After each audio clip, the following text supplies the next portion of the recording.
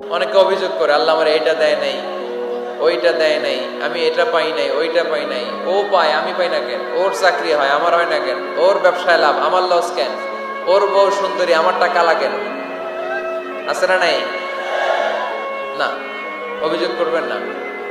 আপনি যে অবস্থানে থেকে অখুশি, আপনি যেই অবস্থানে থেকে আল্লাহর কাছে অভিযোগ করতেছেন, আপনার এই অবস্থানে আসার জন্য অনেকে আল্লাহর কাছে দোয়া করতেছে, ঠিক কিনা?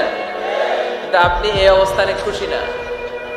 অনেকে এই অবস্থানে আসতে চায়, তাদের স্বপ্ন যে তারা একদিন আপনার স্থানে আসবে, কিন্তু আপনি আপনার জায়গায় থেকে খুশি না।